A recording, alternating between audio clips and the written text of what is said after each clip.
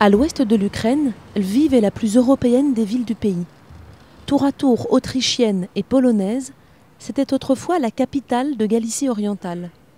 En 1939, un tiers de ses habitants étaient juifs et Lviv comptait une quarantaine de synagogues. Mais entre 1942 et 1944, les nazis détruisirent la communauté. Après la guerre, les soviétiques disséminèrent ce qu'il restait de l'héritage juif de Lviv. Aujourd'hui, il ne reste qu'une centaine de familles juives et 2 synagogues. La petite communauté de Shalom Aleichem regroupe une dizaine de jeunes juifs qui tentent de préserver leur héritage. Sacha Nazar en est le président. Here you can see the women galleries, 2 levels of the women galleries. When Nazis came, they made here a storage. We have different activities. We have a small theater troupe. Also, we have here is different language courses. One of these courses is Hebrew, and the second one Yiddish, and so on. We try to make different cultural performances, but first of all, we're trying to save this building because it is great problem, because you can see that it is not in a good shape, this building.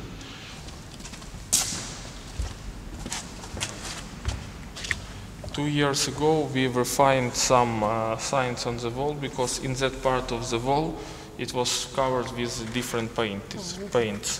But for that reason that we have no heating here, the oil paint separated, and we took it. You can see this here is Maravi. It's like Kotel Maravi. It's the western wall is in Jerusalem, and you can see here it was the paint of the, I think, from the Jerusalem western wall. It's very traditional. In that corner of the street was the synagogue Or Shemesh. It's from Hebrew. It's the light of the sun. Butter, Zeir, Käse. It was a Jewish shop. It was a Jewish shop, yes.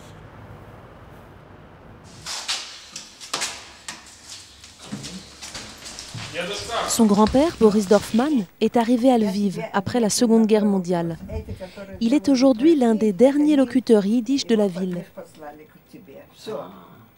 Avec son épouse Betty, ils sont une mémoire précieuse pour ceux qui s'intéressent à cette histoire. Ukrainian girls from the Catholic University, they learned Yiddish. What here you have pictures. Yes. Yiddish, das ist eine Sprache, welche hat existiert 1000 Jahre. Die Sprache ist geboren geworden in Deutschland, in Frankreich. Und später, die Sprache ist übergegangen, kein Polen, kein Ukrainer, kein Rumäne. Und die jüdische Sprache im 19. Jahrhundert hat sich sehr entwickelt. Meine Muttersprache ist gewesen Jiddisch. Meine Familie und alle meine Freunde haben geredet auf der Sprache Jiddisch. Es ist voran noch ältere Leute, welche kennen noch Jiddisch. Zum Bedauern ist nicht so keine Zukunft, weil es ist nicht so an Schulen, es ist nicht so an Lehrer. Mehrteil ist Jiddisch allein in den Universitäten, in den Hochschulen. Depuis 5 ans, le Centre d'histoire urbaine propose des cours de yiddish pendant les vacances d'été. Une vingtaine de personnes y participent. À travers l'enseignement de cette langue, c'est une lente redécouverte du passé multiculturel de Lviv. Pour l'historienne Irina Matsevko, qui dirige cet institut privé, l'histoire des Juifs de Galicie est encore largement refoulée par beaucoup d'Ukrainiens. This region changed radically after the Second World War. So, and during the Soviet period, we have a very strict Soviet narration of history. So, and a lot of issues and topics were just neglected, and nobody talked about it. And now it's important to research it, to present it from different perspectives and in different formats. After the collapse of the Soviet Union, researchers were focusing mostly on Ukrainian history because the Ukrainians never had Ukrainian history before, so, and researchers didn't have possibility to research this Ukrainian history, and we think that it's very important not to separate these communities in the past, but to try to look how they lived together and what relationship was, and then we maybe will have the answer why such awful things happened during the Second World War. Because if we just put them separately, we will never have the answer for this really complicated question. Le théâtre pour enfants de Lviv était autrefois le plus important théâtre yiddish de la ville. Oksana Sikorska a travaillé sur son passé. Étudiante en histoire, elle a pris part aux cours organisés par le Centre d'histoire urbaine. C'est là qu'elle a appris le yiddish, une langue qui l'a immédiatement séduite.